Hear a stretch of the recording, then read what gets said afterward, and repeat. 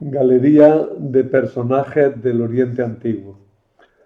Tema 21, Ptolomeo I Sóter. Buenos días, buenas tardes, buenas noches. Para mí es buenos días porque es por la mañana del día 18 de abril. Eh, Como habéis visto, vamos a hablar de uno de los sucesores de Alejandro Magno. ¿Mm? Eh, por cierto, no sé por qué, pero eh, esta imagen eh, me recuerda mucho a un artista que fue famoso hace unos años, ¿no? Bueno, sigue todavía famoso, a Gurruchaga, ¿no? Bueno, no sé por qué me lo recuerda. Vale, es una broma. Eh, Tenemos también otra cosa que quiero decir. El título del curso le puse Galería de personajes del Oriente Antiguo. Bueno, y así se lo mantengo hasta el final. Aunque el Oriente ya nos vamos a meter enseguida en Roma, dentro de nada, ¿no? De Roma vamos a tener dos o tres personajes, ¿no? Así es que hubiera sido mejor quizás llamarlo simplemente Galería de personajes antiguos o de la antigüedad. Pero bueno, quería recalcar que arrancábamos de Mesopotamia y que eran personajes que estaban en relación de alguna manera pues con el mundo bíblico. Hoy hablamos de este personaje, pero más que hablar de él, que hablaremos y bastante, vamos a hablar sobre todo de la herencia de Alejandro Magno. Eh, Empezamos diciendo quiénes son los diadocos. Vamos a nombrar mucho esta palabra, tanto en este tema como en el siguiente, que hablaremos de Antíoco IV Epífanes. Pues se conoce con el nombre de diadocos, que significa sucesores, a los generales de Alejandro Magno que se repartieron el imperio a su muerte. Alejandro no hizo testamento, a pesar de que el libro de los Hechos no, perdón, que el libro segundo de los Macabeos dice que Alejandro le repartió el reino a sus generales. Bueno, eso fue el resultado, pero Alejandro no lo repartió y nada más lejos de su idea que el repartirlo. Alejandro sin duda quería que el reino fuera sucedido por su hijo o por lo menos dentro de su familia, y que en cualquier caso, si algún general o los generales tenían mando, fueran como regentes. Pero el caso es que el resultado al final fue que fueron los sucesores, se repartieron el reino, pero esto llevó sus trámites. ¿Eh?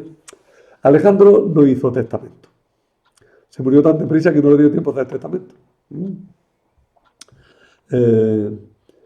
Pero en el lecho de muerte, cuando ya apenas hablaba, dicen que se quitó el anillo y se lo entregó a Pérdicas, diciendo algo así como que eligieran al mejor.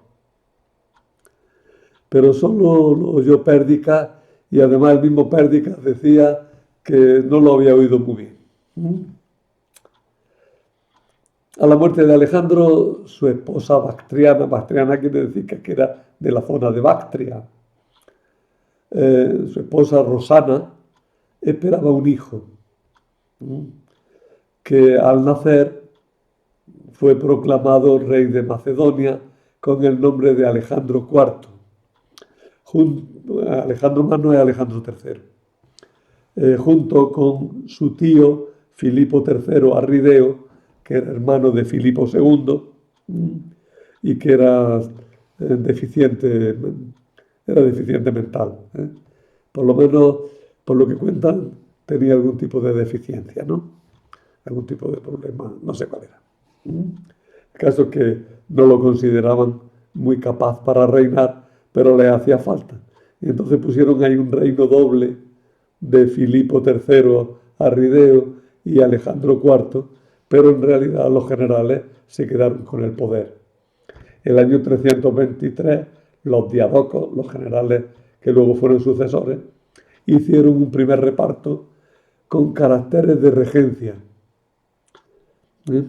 Es decir, ellos se proclamaron regentes del reino que pertenecía al hijo de Alejandro y a su hermano. Eh, eh, y se repartieron el reino, cada uno sería el regente en una zona. En ese reparto primero, Antípatro quedaba dueño de los territorios europeos, Pérdica de los territorios asiáticos, coordinando a los otros generales. Pero pronto estos generales se enzarzaron en guerra entre ellos. Ptolomeo Soter, Ptolomeo I, quiso reivindicar para sí la herencia del prestigio de Alejandro, de quien había sido amigo desde la niñez. En un hábil golpe de mano se coronó faraón de Egipto y arrebató el féretro de Alejandro, que era llevado lentamente desde Babilonia hacia Macedonia, un harta kilómetro. Pero él lo interceptó, se apoderó de él, se lo llevó a Egipto. Y allí enterró a Egipto a Alejandro, lo enterró en Alejandría, lo cual le daba un enorme prestigio a la ciudad y de paso pues le daba un enorme prestigio a Ptolomeo, ¿no? Tened en cuenta que Alejandro Magno fue divinizado enseguida, fue considerado un dios. Y dicen algunos por ahí que el culto de Alejandro de alguna manera llega hasta nuestros días, pero bueno, eso nos llevaría todo el día. Este Ptolomeo era hijo de Lagos y Arsinoe.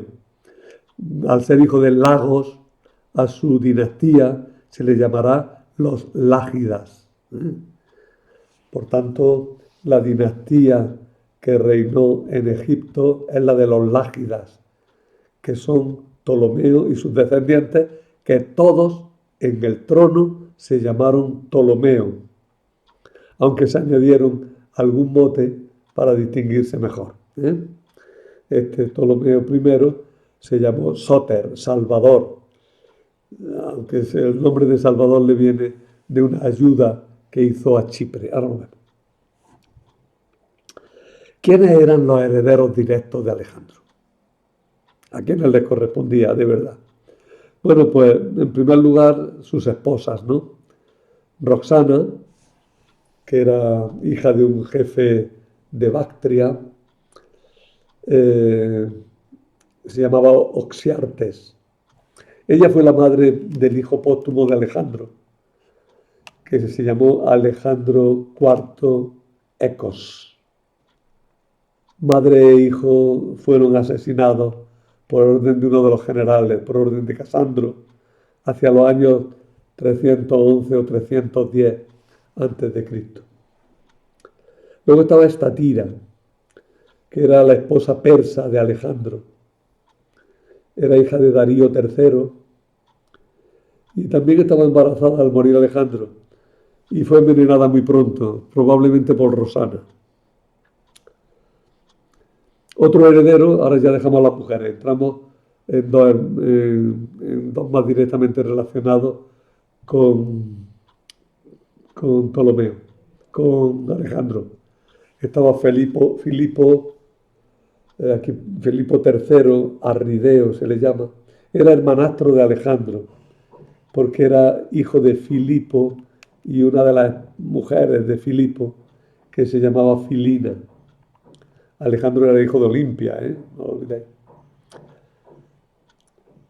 Este Filipo III estaba casado con Eurídice, pero lo asesinaron. Y su esposa también fue obligada a suicidarse. Aquí fue Olimpia la que la hizo suicidarse. Luego estaba otro hijo de Alejandro, con una esposa que se llamaba Barsine. Este hijo también se llamaba Alejandro, pero también cayó prontito. En el año 309, en cuanto se lo encontraron, lo mataron también. Y luego estaban también, que podían haber reclamado el reino, una hermana de Alejandro que se llamaba Cleopatra. Esta era hija de Olimpia también y de Filipo. Ptolomeo quiso casarse con ella, pero Antígono no quería que Ptolomeo tuviera demasiado derecho al reino y la hizo asesinar. Otra fue Quinane, que era eh, hija de Eurídice.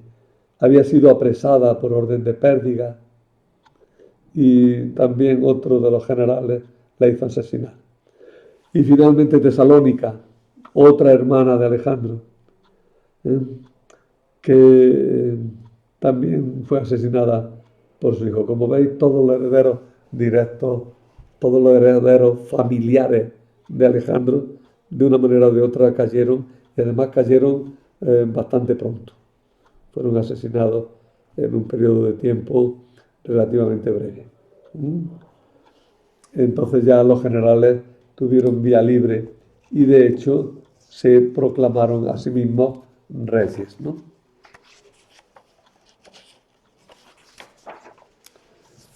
Bueno, de estos generales también es una historia bastante trágica. Pérdica murió en campaña cuando quería luchar contra Ptolomeo. A propósito, aquí se me ha escapado Ptolomeo sin la P. Se puede escribir Ptolomeo con P y sin P, ¿eh? Ptolomeo se escribe unas veces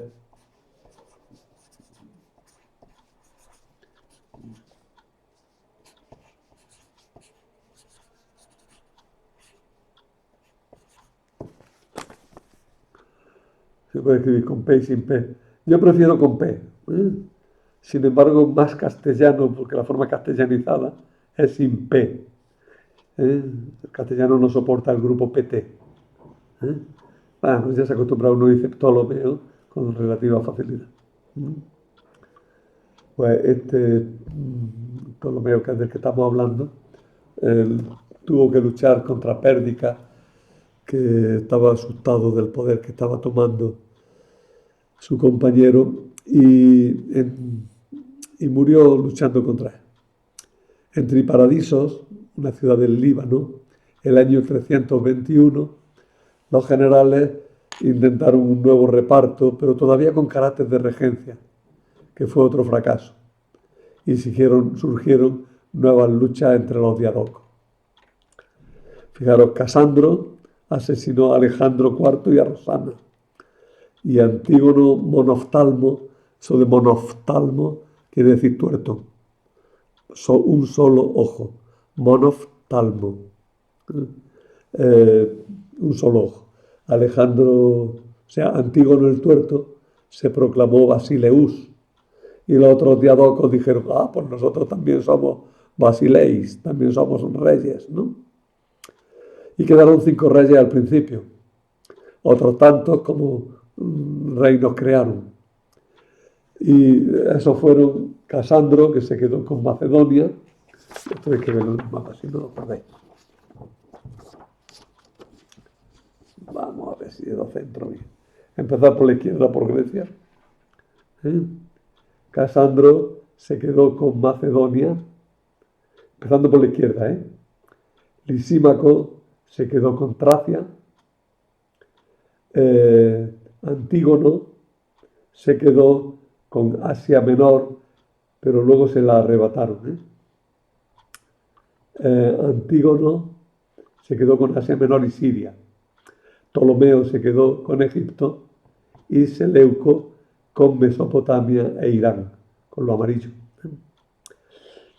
Todos se coaligaron contra Antígono el Tuerto, que ocupaba el territorio más importante, y lo vencieron en Ipsos el 301 y tuvieron que repartir de nuevo. Casandro se quedó con Macedonia, Lisímaco con Tracia y Asia Menor, Seleuco con Irán y Mesopotamia y Siria, y Ptolomeo con Egipto y Palestina.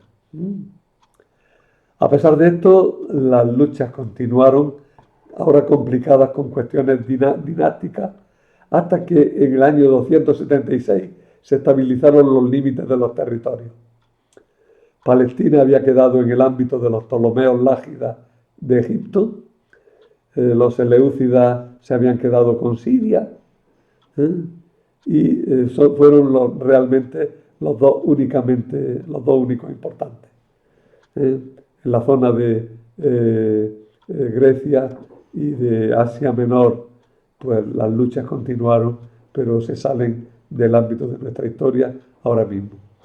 Una cosa importante es que Chipre, ahí en el mapilla no se ve apenas Chipre, se ve Salamina, encima del mar Mediterráneo, Salamina. Chipre, en realidad, siempre estuvo disputado entre los Seleucidas y los Lágidas. Al principio y durante mucho tiempo perteneció a Egipto. En el mapa irlo consultando porque si no os perdéis. Repito y acabo. Los reinos al final como quedaron, lo importante que quedó fue Seleuco se quedó con lo amarillo y lo verde al final, pero lo verde no te entero, hasta Frigia nada más. Y Ptolomeo se quedó con Egipto, la Cirenaica. La zona de Palestina fue disputada entre Egipto y los Seleucidas.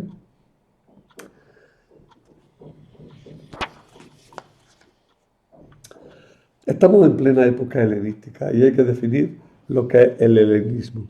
Y para ello voy a utilizar un texto de la historia de Grecia de Rui Pérez y Tobar, que es muy buena.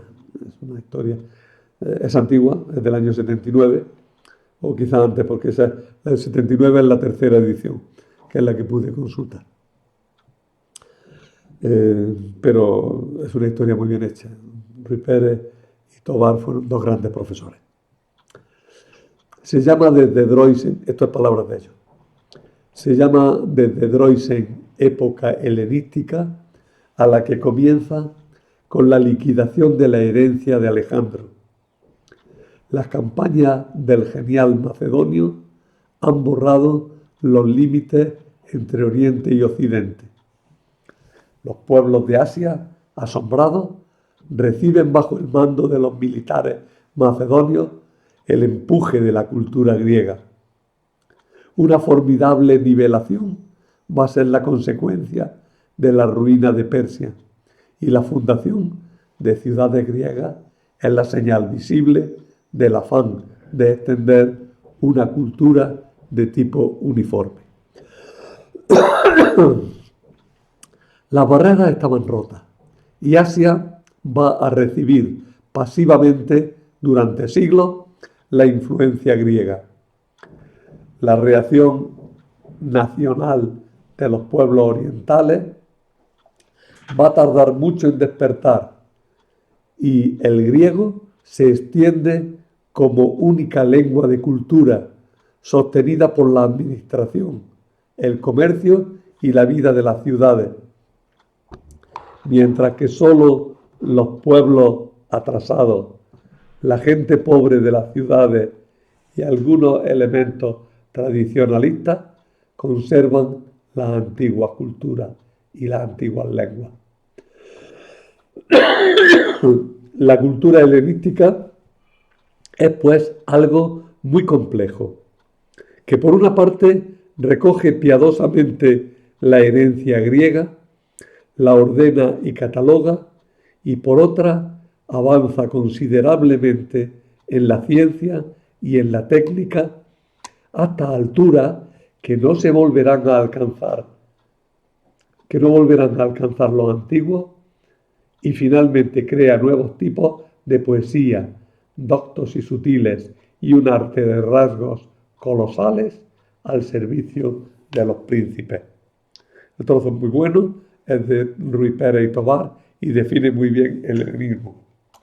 Yo quisiera continuar un poquitillo todas estas afirmaciones diciendo que el helenismo es el comienzo de la cultura mundial actual. De alguna manera somos helenistas. Con el helenismo empieza una cultura que luego será recogida por Roma, será prolongada en la Edad Media y será restaurada y renovada en la Edad Moderna y prolongada hasta nosotros. La nivelación cultural que existe actualmente es una prolongación de la nivelación cultural que ya hicieron los griegos helenistas, los griegos herederos de Alejandro Magno.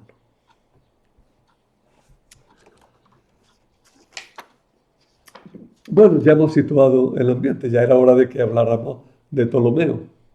¿Quién fue Ptolomeo I Sóter? Bueno, pues fue este Gurruchaga que hemos dicho. Aquí, sin embargo, lo tenéis representado como faraón. Y tiene unos rasgos bastante distintos. Aquí en este dibujito también lo tenéis sin rasgos ninguno, pero dibujado como un faraón que en Egipto recibe los honores propios de los soberanos del país, ¿verdad? También podríamos ver otras imágenes, pero ahora después las vemos. ¿Quién era Ptolomeo? Este nombre, ya he dicho, se puede transcribir con P y sin P. Nació en Macedonia hacia el año 367 a.C.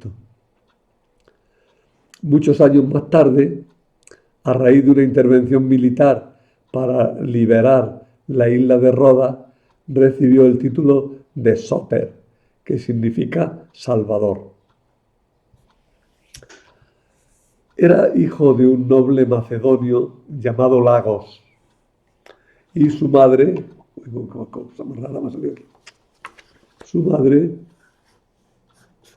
se llamaba Arsinoe.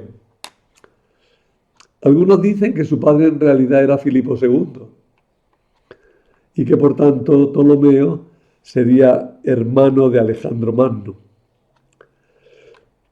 Pero también dicen muchos de que esta afirmación y este rumor es muy probable que lo lanzara el mismo Ptolomeo para hacerse propaganda y para justificar sus pretensiones a tener una gran parte de la herencia de Alejandro, aunque él tuvo visión y ahora explicamos un poco mejor su postura. Pero vamos, que esto de que era hijo de Filipo huele mucho a que lo lanzó él mismo. Lo mismo que Alejandro había lanzado la idea de que era hijo de Júpiter, ¿no? Eran formas de hacerse propaganda. El caso es que Ptolomeo era 10 años mayor que Alejandro, pero desde la niñez fue amigo del príncipe, al que siempre sirvió con fidelidad, primero como compañero de juego y luego como miembro de su guardia personal, la somatophylax, guardia de corps, que se ha dicho a veces. Fue uno de los más importantes generales del ejército macedonio que invadió el ejército persa guiado por Alejandro. El caso es que no tuvo grandes puestos en el ejército de Alejandro hasta el final, pero ya digo, fue incluido en la guardia personal del rey, que eran los cercanos, los somatophylax.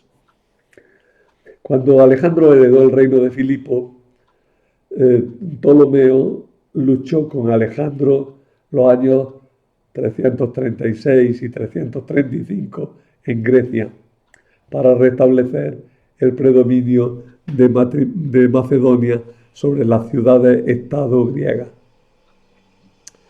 Luego acompañó al rey en su lucha contra los persas, interviniendo en las batallas de Gránico y de Isos. Él fue quien en el año 331 dio alcance al sátrapa Besos, que había asesinado a Darío III, cuando aquel sátrapa asesinó a su rey. Alejandro persiguió al sátrapa porque quería ejecutarlo, diciendo que a los reyes hay que respetarlos, que a los reyes no se los mata. David también tenía esa misma idea y no estaba de acuerdo con los que se portaban mal con la familia de Saúl, ¿eh? Bueno, su cercanía y su fidelidad a Alejandro hizo que fuera colmado de honores. Parece incluso que el rey pensaba en él como sucesor. Algunos dicen que no dijo al mejor, ¿eh? Sino que en realidad había dicho a Ptolomeo, pero que Pérdicas no había querido decirlo, ¿no? Participó en la boda que Alejandro celebró el año 324 entre los nobles macedonios y las princesas de persas en Susa, ¿eh? Para unir a los dos pueblos, persa y griego. Alejandro, en la capital, en Susa, organizó una gran boda entre muchos macedonios y muchas princesas. Las malas lenguas dicen que los matrimonios se disolvieron bastante pronto, pero bueno, aquella boda fue un bodón, ¿no? En el que muchos se casaron a la par. Y a Ptolomeo le habría correspondido la boda con una princesa llamada Artacama. Cuando Alejandro enfermó súbitamente, el año 323, porque es que un día había bebido mucho aquel día Alejandro, y de pronto pues se mareó. Bueno, vale, anda, vete a la cama, ¿no? Y se fue con mucha fiebre. Y la fiebre no cedió, se fue poniendo peor. Los médicos no pudieron hacer nada, y eso que tenía buenos médicos. Y él mismo era médico, Alejandro, pero no acertaron con la receta. Sí, no os extrañéis, ya lo dije el otro día.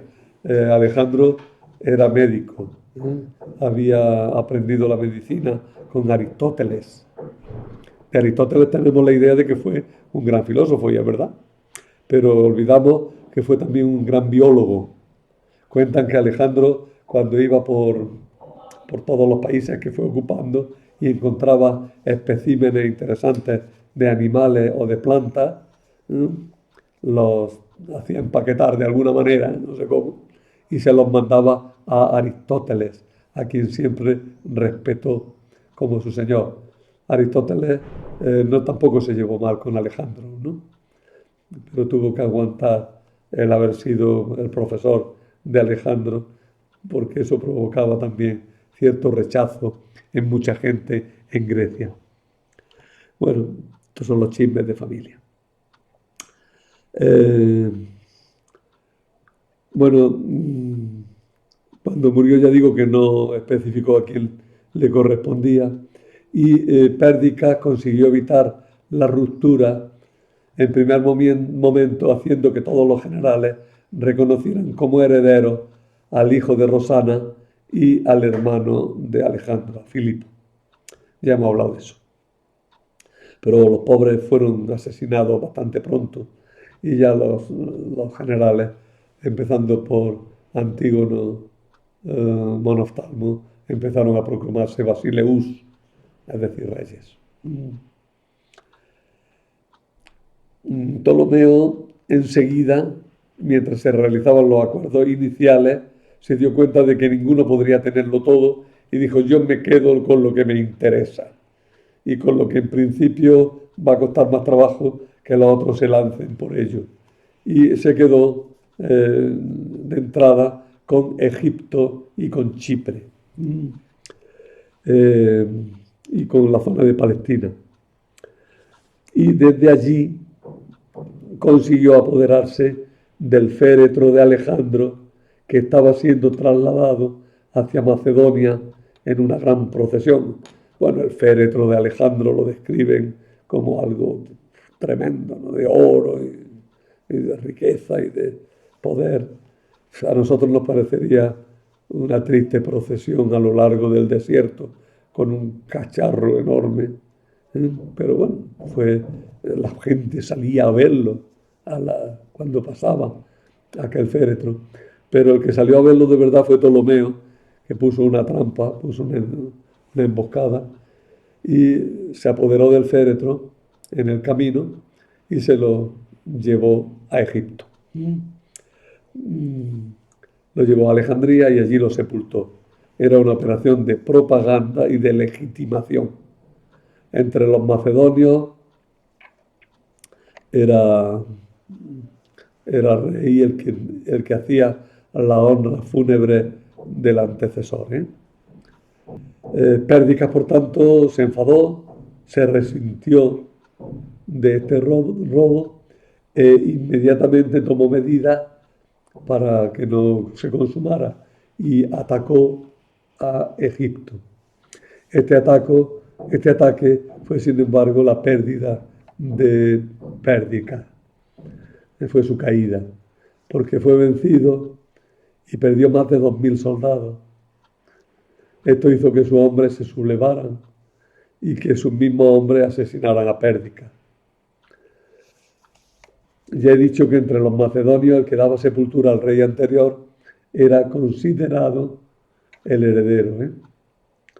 Sin embargo, aunque desde el 303 Ptolomeo comenzó a titularse rey de Egipto, Ptolomeo no pretendió quitar, salvo reajustes, el poder de los otros territorios del imperio, sino que se dedicó a consolidar su poder en Egipto, haciéndose nombrar faraón y actuando como tal. Al proclamarse faraón, Ptolomeo dio origen a la dinastía de los Lágidas en Egipto, que también la conocemos como la de los Ptolomeos, porque aunque esta dinastía reinó durante 3 siglos, hasta que tras la muerte de Cleopatra VII y su hijo Ptolomeo XV, que era hijo de César, decían, Cesarión, Egipto pasó a ser provincia romana y propiedad personal de los emperadores de Roma. Bueno, pues todos los reyes de Egipto se llamaron Ptolomeo y hubo 15, hasta, como digo, Ptolomeo XV, que era el hijo de César y Cleopatra. Las reinas en su mayoría se llamaron Cleopatras. Hay alguna Berenice por ahí también. Las reinas, las mujeres de los reyes. La única faraona, de verdad, fue Cleopatra III, ¿no? Séptima, que diga. Esa fue la única faraona que además reinó con su hermano y se peleó con él, obviamente, todo lo que pudo. Cleopatra, no sé, sigo en duda todavía de dedicarle un tema. Por lo menos hablaré mucho de ella en el tema en que hablaremos de Marco Antonio, que sí lo tengo programado como uno de los temas del curso. Ya quedan muy pocos, quedan 7.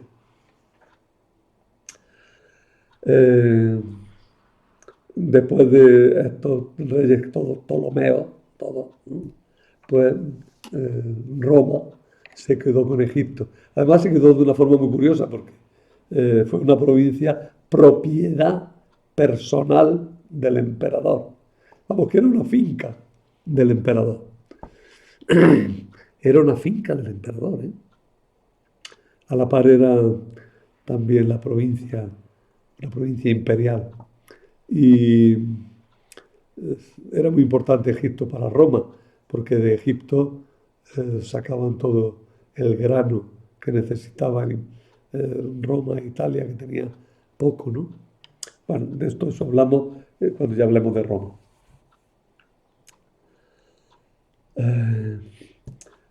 Ptolomeo fue un buen gobernante que logró dar a Egipto una posición económica sólida y y organizó administrativamente con eficacia el país. Ptolomeo fue un buen gobernante. Supo lo que se traía entre manos y lo llevó a cabo bien. Debió tener buenos consejeros egipcios también. El caso es que gobernó bien y consolidó bien su poder. Hombre, duró 3 siglos y hubiera durado más si no hubiera sido por la intervención de Roma, ¿no? Al principio residió en Menfis, la capital egipcia, pero pronto se dio cuenta de que si quería distanciarse de los poderes sacerdotales y burocráticos de Egipto, no podía permanecer en Menfis. Y entonces se decidió a trasladarse a la recién fundada Alejandría. Alejandría la había fundado, la había fundado Alejandro. Además tenía varias ventajas. ¿eh? Eh, lo independizaba. Es que está mal escrito, aquí tengo fallo. Estaba situada en la costa mediterránea, estaba abierta al comercio y a la cultura de los países ribereños del Mediterráneo y sobre todo, pues estaba abierta a Grecia. Y quieras que no, pues Ptolomeo era griego y añoraba su patria. Por cierto, los Ptolomeos no se dignaron a aprender el idioma copto, el idioma egipcio. Hablaron siempre en griego, todos ellos.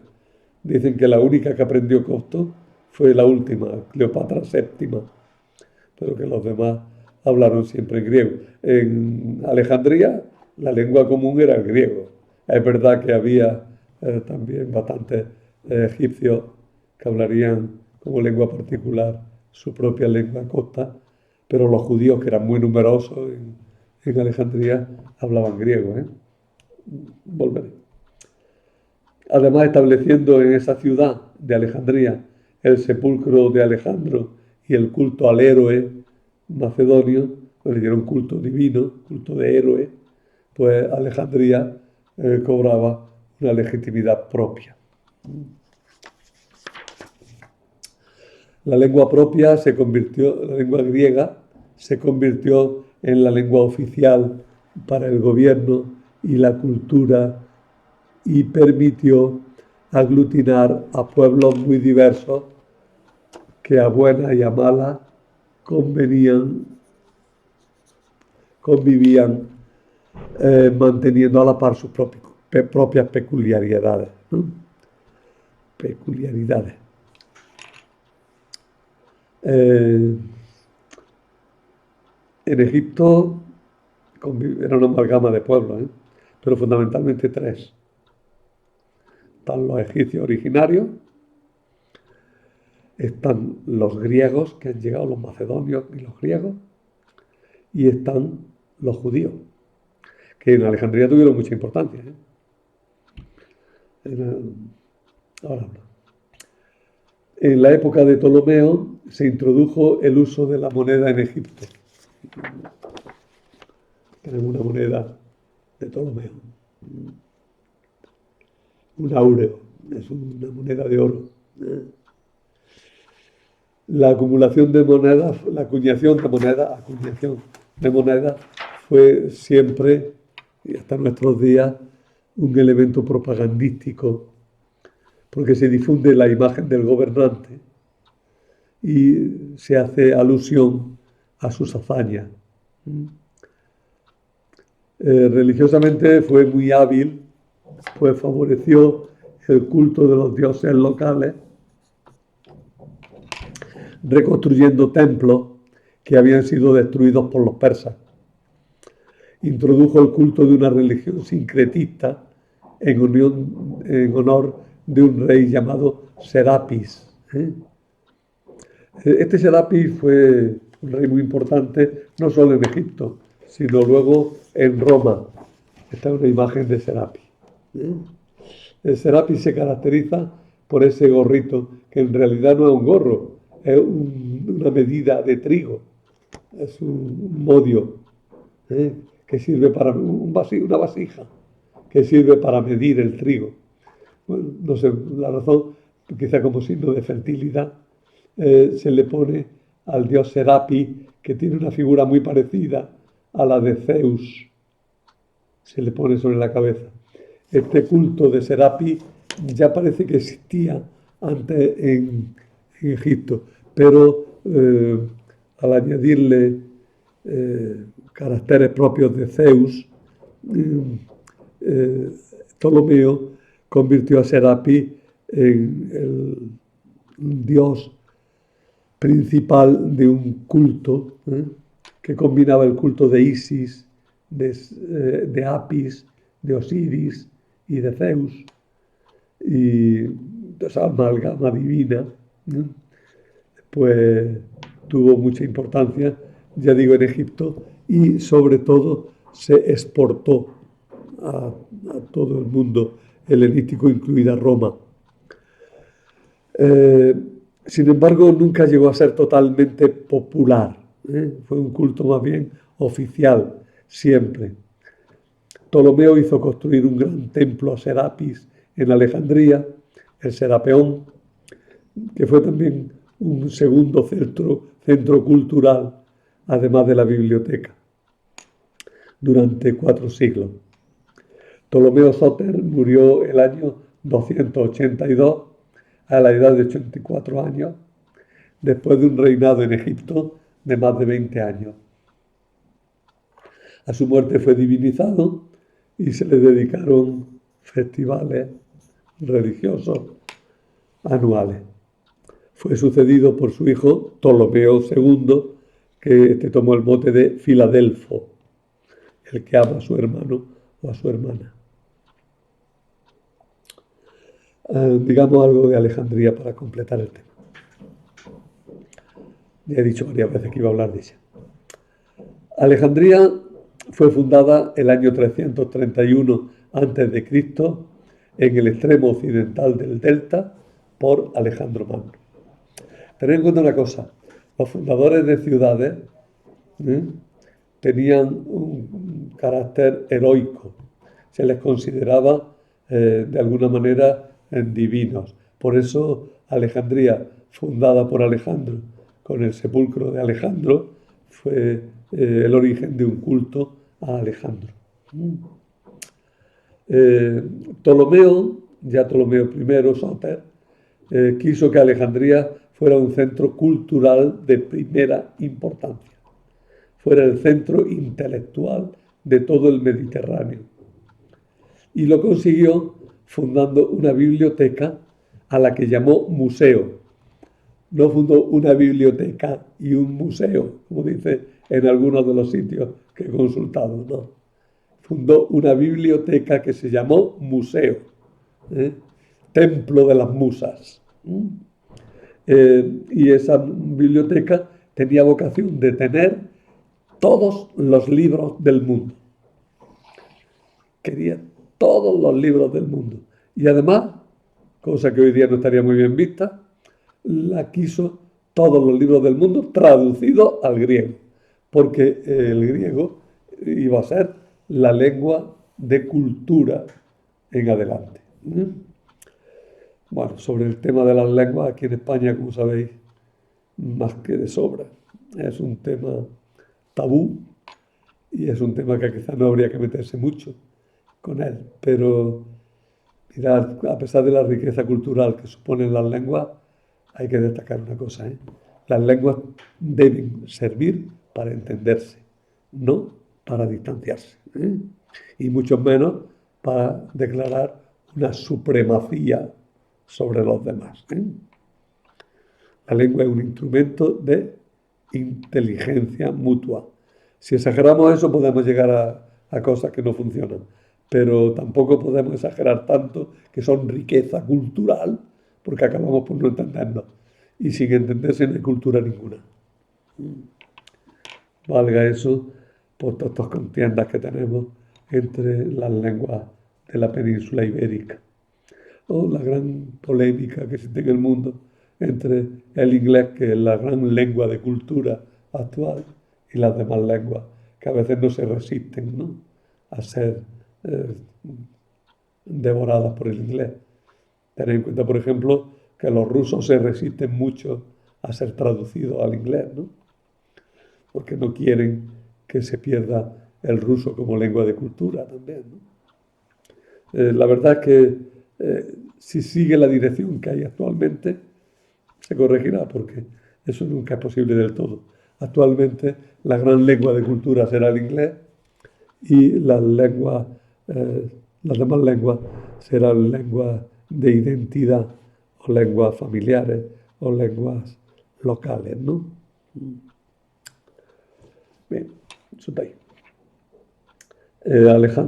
Ptolomeo y sus sucesores, con la Biblioteca de Alejandría, quisieron crear una biblioteca que tuviera todos los libros del mundo traducidos al griego. Eso es imposible, pero es lo que querían. Por cierto, que después de muchos siglos de haber sido destruida la biblioteca, ha sido reconstruida una biblioteca en Alejandría que quiere ser también una biblioteca de referencia para el mundo entero. Está empezando, han hecho un edificio precioso y magnífico y empieza por tener ya muchos libros, ¿no? Todavía no es lo que quiere ser. ¿eh? La nueva biblioteca de Alejandría quiere ser la gran biblioteca mundial. Lo que pasa es que llega un poquillo tarde, porque la gran biblioteca mundial será el Internet. Y eso ya no tiene tampoco muy vuelta atrás. Lo que pasa es que habrá que canalizar la forma de controlar esta gran biblioteca que es Internet. Es la gran biblioteca y la gran librería, ¿no? Ahora en Francia están reaccionando en contra de que Internet sea la librería y quieren fomentar las librerías de libros en papel físico, incluso poniéndole algún canon a las librerías de Internet, ¿no? Que operan por Internet. Ahí entramos en unos temas comerciales y culturales que ahora mismo también me desbordan. Pero bien que sepáis, Ptolomeo fundó la biblioteca de Alejandría con la idea de que fuera una biblioteca que tuviera todos los libros del mundo traducidos al griego. No olvidemos esa segunda parte. Dicen que, no todo, pero llegó a tener más de 700.000 volúmenes. Se publicaron leyes según las cuales una policía bastante activa, cuando un barco llegaba a Alejandría o alguien entraba en los términos de Alejandría, esa policía miraba a ver si llevaba libros y si llevaba algún libro se los requisaban, los llevaban al museo, allí eran copiados cuidadosamente y le devolvían la copia a los del barco o a los dueños del original. Si el libro estaba en otra lengua y se traducía al griego, porque lo que le interesaba eran las traducciones. Por eso se ha dicho siempre que la traducción de la Biblia al griego fue una propuesta de la biblioteca. El bibliotecario le pidió al rey que vinieran traductores que tradujeran la ley de Moisés al griego. Y surgió toda la leyenda de los 70 intérpretes, de la que cuando hablemos de Filón, pues tendremos que hablar más despacio. A esta biblioteca, a este centro cultural, acudieron tanto literatos como científicos de todo el mundo. Y en ella destacaron muchísimos. Por destacar 3 o 4, destaquemos a Ptolomeo, pero Ptolomeo el cosmógrafo, no el rey. El famoso autor de la cosmografía ptolemaica, ¿no? Que no ponía al sol como centro, sino que ponía a la Tierra como centro. Por cierto que hay una polémica que sigue hablando de que los antiguos y los griegos en concreto conocieron ya la redondez de la Tierra, que la Tierra era esférica. Bueno, de hecho, gente de la biblioteca llegó a descubrir las dimensiones de la circunferencia, que la pusieron en 40.000 kilómetros. Fijaros que el metro se definió luego en el siglo XIX nuestro como la 10.000.000ª parte de un cuadrante de meridiano. Por tanto, 40 millones de kilómetros sería la vuelta al mundo, ¿no?